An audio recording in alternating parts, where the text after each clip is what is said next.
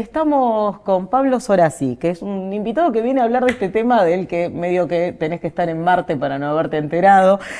Pablo es integrante de la consultora DOC, que se dedica más específicamente que otras consultoras al análisis de la conversación digital. ¿Está bien? Sí, está bien dicho. Bueno, y estuvieron haciendo un análisis muy interesante en los días posteriores al miércoles, cuando se conocieron los audios que, para hacerlo sintético, porque creo que ya todo el mundo está bastante al tanto, los audios de Españolo que comprometen a Javier Milei, a su entorno, específicamente a su hermana Karina Milei y también a otros integrantes del gobierno como Eduardo y Martín Menem, en una serie de cohechos por el que cobrarían una coima por comprar medicamentos para el área de discapacidad al laboratorio suizo Argentina.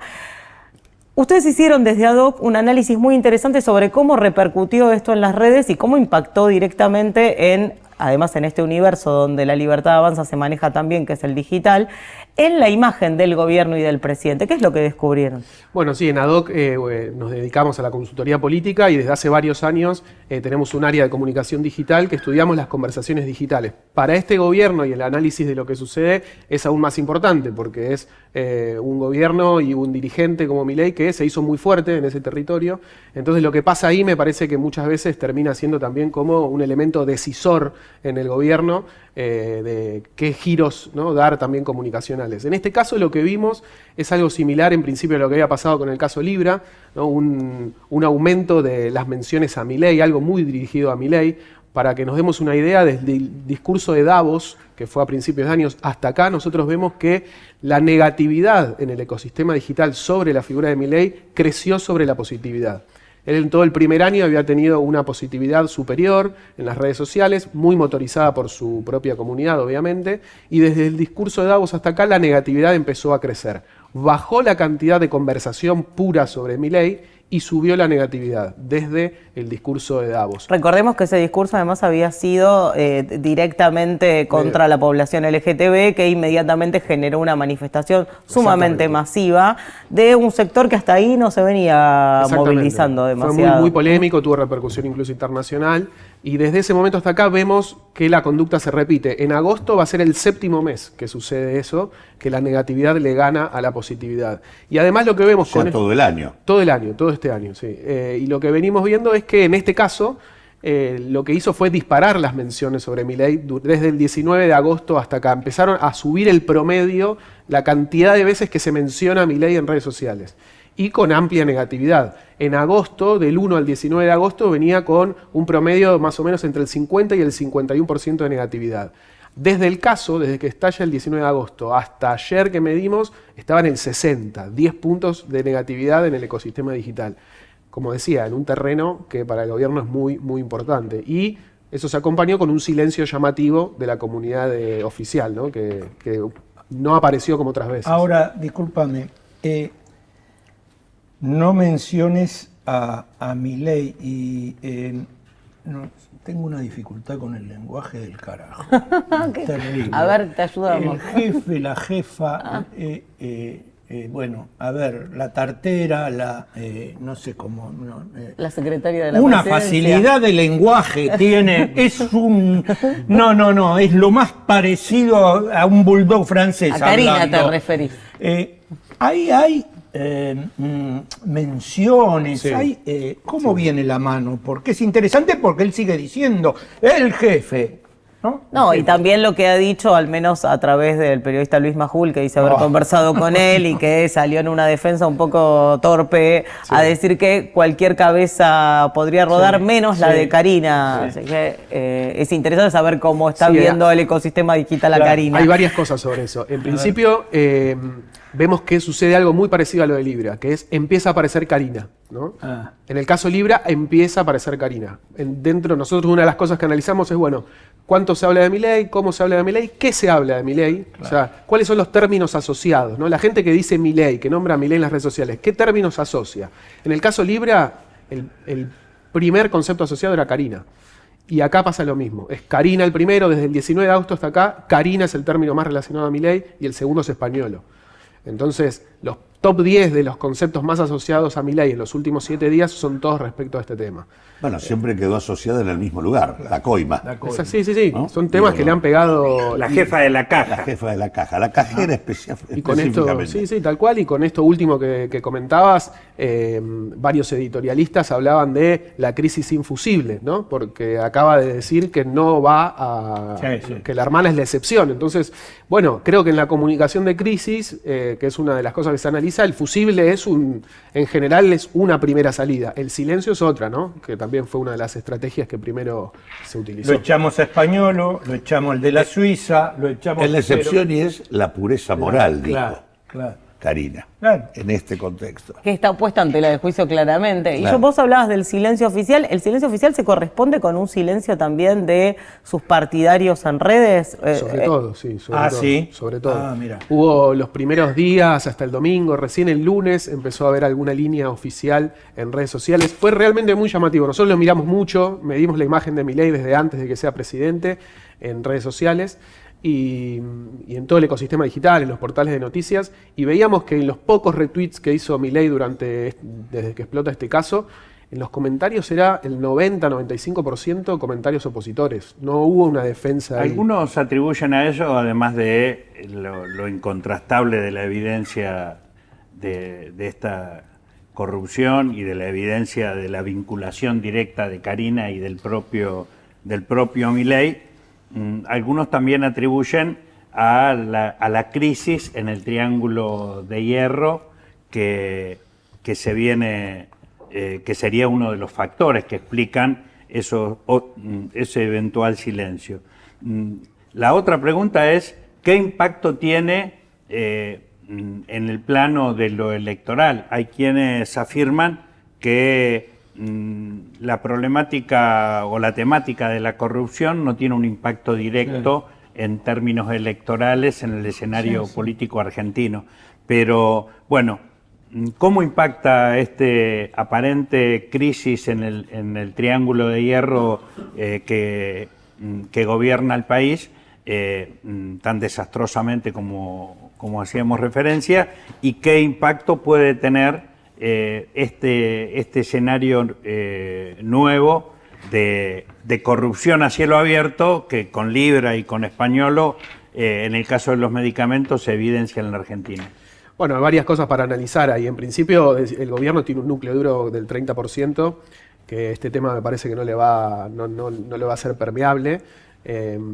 Después lo que nosotros decimos en la imagen digital en redes es un elemento, eso en general no tiene un correlato muy rápido a nivel electoral. Hoy charlábamos con nuestro director, con Javier Correa, que creemos que quizás no va a ser el impacto inmediato en las elecciones de esto. Sí hay otros elementos que podemos tener en cuenta. El índice de confianza en el gobierno cayó según los últimos estudios. Y eso es antes, ¿no?, del caso Españolo. Entonces, digo, ahí sí puede haber Creo que hay un combo, ¿no? Porque hay un combo de cosas. Me parece que en general nunca es una sola cuestión. La corrupción incide o no incide, depende del contexto. Pero me parece que acá se combina primero un nivel de fragilidad de la cuestión económica brutal, no solo en términos de aquellas cosas que ya sabemos, ¿no? Estos modelos producen desempleo, caída de ingresos, una situación recesiva, digo, todo eso, pero además fragilidad en su propia lógica, ¿no? Tasas de interés por las nubes, el tipo de cambio llegando al tope de la banda, una situación de caída de bonos, acciones, aumento del riesgo país, está todo mal en el esquema económico de Milei, hace agua por todos lados. A eso se agrega lo que hablábamos en el bloque anterior, la gobernabilidad que tenía que ver con la docilidad del Parlamento para viabilizarle sus definiciones, también está puesta en cuestión en este contexto preelectoral, y en ese contexto detona una bomba de corrupción que ya se añade a otras en el propio centro del dispositivo de poder presidencial. Todo eso es lo que de alguna manera puede impactar en términos electorales, no puntualmente el tema de la corrupción en sí. Algunas encuestas que se dieron a conocer en el día de hoy hablaban de que en el propio universo de votantes de lo que fue la segunda vuelta, que lo eligió como presidente de la Nación a Milei, el universo de votantes de Milei se ha modificado. Hay un 30% de ese universo, no del universo global de votantes, sino del universo de votantes de Milei que lo estaría sosteniendo, o mejor dicho, un 50% que mantiene su respaldo, pero hay un 30% que ya está revisando si lo vota o no, y hay un 20% que decididamente no lo votaría, que se correría. ¿Esto ustedes tienen analizado esta información u otras encuestas alrededor del tema? Nosotros desde la comunicación y en relación con la política lo que sí vemos es que este caso impacta en un término que Milei instaló y que sí tiene un impacto en su electorado, que es el término casta, ¿no? No solo se nombra a Karina, sino se nombra a los Menem, a una familia que, digamos, está muy relacionada a ese término, al término casta. Entonces, me parece que un poco el silencio, está la interna, es una estrategia, pero también es porque, bueno, ¿qué línea discursiva vamos a tener ahora? Me parece que impacta en un concepto que nosotros lo veíamos muy presentes también en sus discursos, no solo en el ecosistema digital, en sus discursos presenciales, públicos, y me parece que ese es un desafío, y puede ser tranquilamente que haya mucha gente que lo votó, no por fanatismo, no desde el núcleo duro, sino como una alternativa, y que eso se empieza a desarmar, ¿no? Se empieza a desarmar y es difícil de explicar para el gobierno. Vamos a una pequeña pausa y seguimos con Pablo Sorazzi para hablar de este caso de corrupción que envuelve al gobierno otra vez, una vez más. Bien, volvemos y yo le comentaba a Claudio recién y me gustaría preguntarle al invitado de qué manera incide este tema tan trillado y tan, digamos, como que lo ponen muy sobre el tablero, el tema de las redes. Yo qué sé, Obama ganó con las redes, Trump no, Biden tampoco. De se dice que ganó con las redes. A mí me cuesta todavía metabolizarlo eso. Me parece que ganó con el descontento de la gente con lo anterior. Pero la pregunta es, ¿cómo incidiría todo esto en lo que viene? ¿Sí? ¿Ustedes visualizan que va a haber una abstención gigante como hubo en las últimas elecciones, que se va a agrandar, que se va a achicar? ¿Cómo lo ven eso? Bueno, en principio tocaste un tema que a mí me interesa mucho, que es insisto bastante con esto. Para mí Milei no es el presidente de las redes sociales, sino que es el presidente del panelismo de televisión, ¿no? Su fuerte fue en Intratables, fue la aparición en los programas. Ayer en la inauguración del nuevo edificio de Corporación América, él dijo que aprendió a hacer resúmenes, sí, ¿no? Y que el buleteado para hacer resúmenes le sirvió mucho en la televisión y ahí fue su éxito, digamos, lo reconoció. Obviamente tuvo un trabajo después en redes sociales que empezó orgánicamente y después se organizó, ¿no? Pero bueno, me parece que es más hijo del panelismo y sigue siendo, ¿no? En su discurso muy parecido a veces a un panelista de televisión, me refiero a la fórmula, ¿no? De cómo comunica. ¿Eso incide en el votante común, por llamarlo de alguna manera, o está dirigido nada más que a los engendros que tiene alrededor? Bueno, me parece que es una etapa, tiene que ser una etapa de comunicación, ¿no? Decían antes, apostó al votante, al ciudadano enojado, hastiado. Creo que lo representó bien, ¿no? Lo representó bien. Había algunos estudios antes de las elecciones del 23 que hizo el Observatorio Pulsar de la UBA, que hablaban de la caída de la confianza en el Estado, ¿no? Del ciudadano. Y bueno, obviamente él eso lo estudió bien, lo representó bien, salió con la motosierra a decir que iba a romper el Estado, el Congreso, y había un ciudadano enojado que él logró representar. Me parece que hace algunas semanas declaró que iba a dejar de insultar, por ejemplo. Me parece que... Le duró poco. Duró poco, pero empezó a ver, me parece que... A ver, la política se trata de construir mayorías, ¿no? Y me parece que insultando siempre al otro va a ser difícil construir mayorías. Y en algún momento, vos me preguntabas sobre la abstención.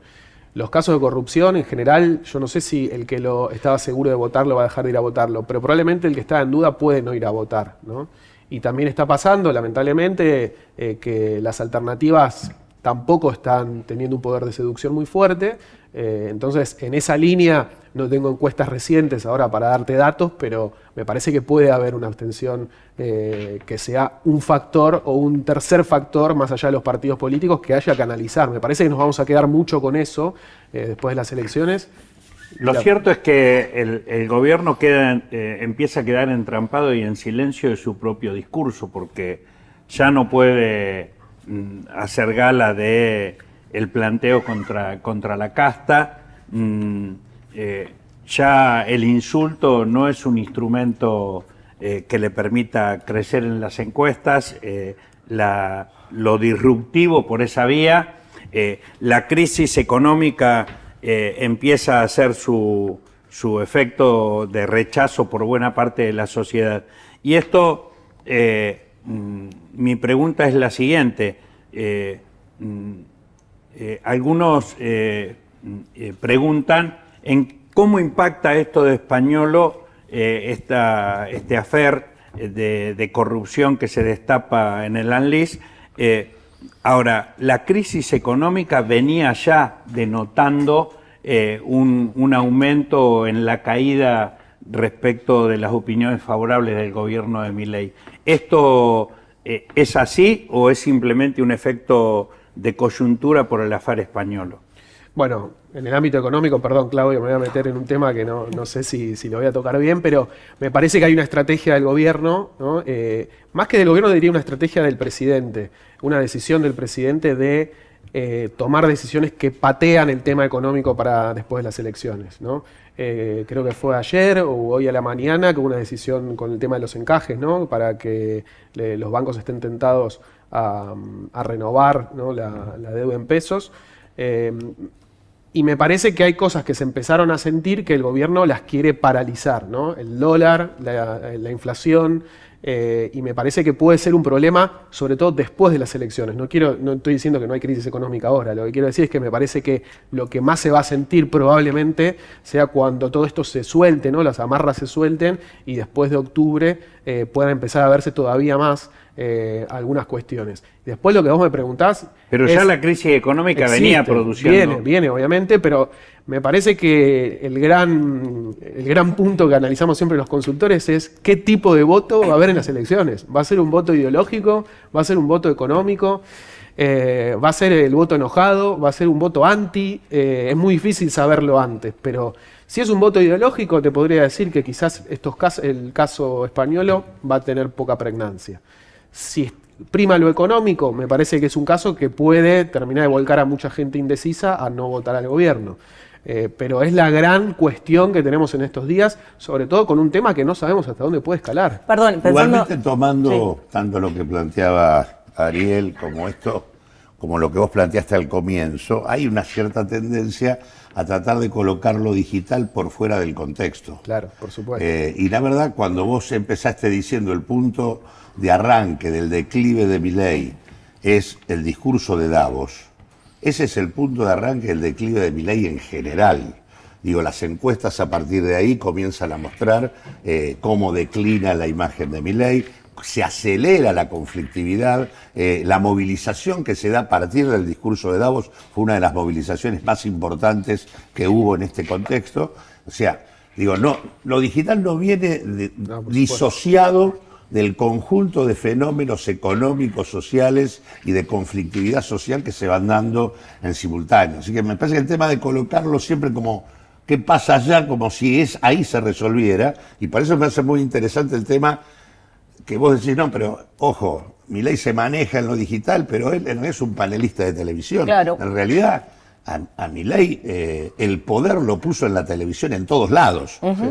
Amén de Intratables, en todos lados. No hubo programa donde no estuviera Milei. Peligro sin codificar, ¿no? Fue varias veces en un programa de humor de Telefe, Sí, muy visto, sí, muy visto. Del mediodía. Sí, Tuvo la mayor cantidad de minutos televisivos contabilizados desde 2019 en adelante que cualquier otro candidato, pero por robo. Una estrategia del poder que creía que agitando a Milei podía inducir a que la opción que el poder alentaba, que era el PRO, en realidad, Patricia Bullrich, tuviera la decisión de avanzar en profundidad con las reformas estructurales regresivas que se quieren hacer. Luego el tiro le sale por la culata y aparece Milei, que es alguien al que en realidad lo ubicaban más para que indujera la dureza del ajuste que tenían que hacer otros.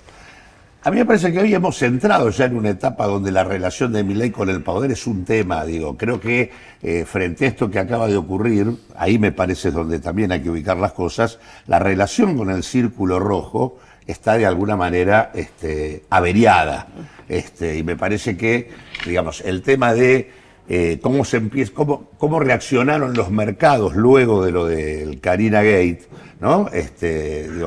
El dólar en 1370, la caída de los bonos, la caída de las acciones, etcétera. Cómo los comunicadores del poder, que se corrieron casi todos, me parece que el modo que si bien lo aplauden, pero al mismo tiempo hubo mucho cuchicheo por los pasillos en la presentación que él hizo en la Bolsa de Rosario, digo, claramente comienzan a mirarlo con distancia frente a lo que en todo caso está planteado, medio como que el formato político que Milei tiene es un formato que ya empieza a no ser tan funcional para sostener el rumbo que quieren mantener, ¿no? Ahora, Pablo, vos mencionabas que la estrategia discursiva que tomó el gobierno inmediatamente fue el silencio, porque bueno, en efecto no está muy claro qué línea argumental tomar para defenderse. Estaba pensando parafraseando a Diana Mondino en su entrevista con Al Jazeera. La verdad que salir a decir que es estúpido, que es corrupto, en ninguna de las dos es conveniente para un presidente.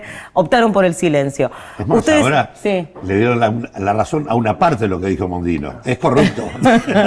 Ahora, yo pensaba, ustedes hicieron un análisis muy interesante sobre el caso Libra y cómo, incluso siendo un tema tan complejo, tan difícil de entender para la mayoría de la gente, permanecía en la conversación digital, que es, si bien no es todo, es un reflejo de la comunicación pública. ¿Qué esperanza tiene de hacerlo desaparecer de la comunicación a este tema que además es muy comprensible por el ciudadano común? Mira, un primer dato es que el caso Libra, obviamente lo hablamos hasta hoy, pero en las redes sociales su pico de volumen de conversación duró 5 días y empezó a bajar, ¿no? Empezó a bajar de a poquito en redes sociales, sigue en agenda, nosotros lo traemos, lo charlamos.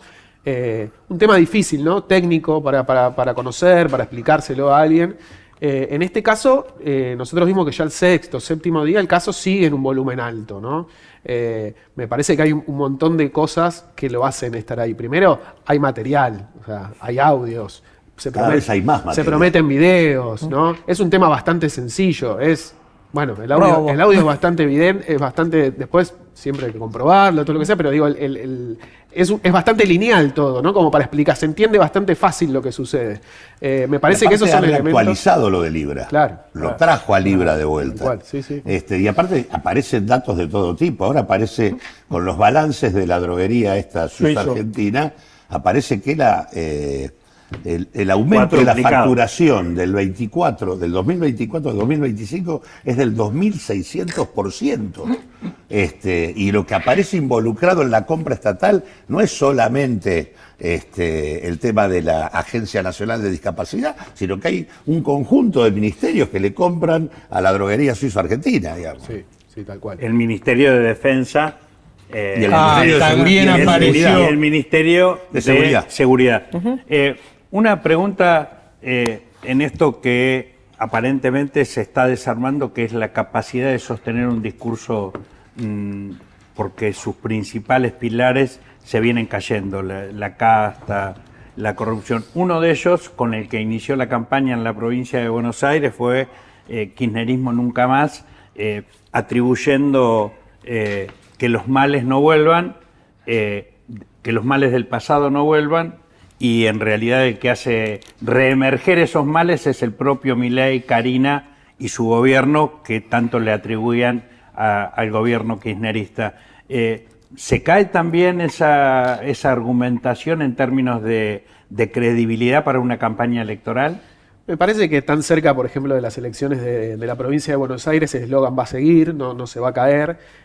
Hay como dos líneas, ¿no? Hay más, pero digo, hay dos destacadas, que es tal candidato es Milei, ¿no? Eran los carteles, este candidato es Milei, y el otro es Kirchnerismo Nunca Más, ¿no? Bueno, habrá que ver ahora si conviene o no, pero me parece que no se va a cambiar. A mí, más que saber si eso va a tener pregnancia electoral, me miraría con preocupación que empiece a ser una respuesta para todo, kirchnerismo nunca más, ¿no? Ayer en la entrevista, la única que dio, creo que a la noche canceló la otra que tenía Martín Menem, habló de que la situación con los bonos, el dólar y todo eso era una operación del kirchnerismo también. Sí, sí. Bueno, ahí me empieza a... El kirchnerismo operando en la bolsa de Nueva York. Ahí empieza a ser un poco más, bueno, se empiezan a borrar un poco los límites de lo electoral me parece que para un ciudadano puede ser preocupante decir, che, no me parece que sea el kirchnerismo operando, ¿no? Pero en el aparte mercado están haciendo un financiero. abuso de la impunidad, ¿no? O sea, ellos tienen una sensación... el planteo de él en el discurso en Junín, cuando dicen, están mal porque les estamos afanando el choreo. Sí. O sea, es brutal. Es como diciendo, bueno, nosotros ahora choreamos tanto más que ellos. Digo, la verdad que es como decir... El inconsciente eso- le apareció. No, claro, pero no, es que eso fue consciente. Claro. No es que le apareció. Es como decir, hay un suelo, que es que la corrupción impera en la Argentina, por lo tanto, Sí. yo lo que les estoy demostrando es que puedo hacer eso mejor que ellos. Bien. Gracias por venir. Gracias a Esto me ustedes. recuerda mi tesis sobre la mentira en el discurso político en el año 80. Hace cuenta, vos que sos pibe, no debías haber nacido ahí. Miente, miente que algo quedará. Eso dijo alguien antes de los 80. Gracias por venir, muy bueno realmente. Podríamos seguir hablando. Bueno, cuando quieran, gracias. Espectacular. Vamos a la última pausa y terminamos con una agenda propia de hoy.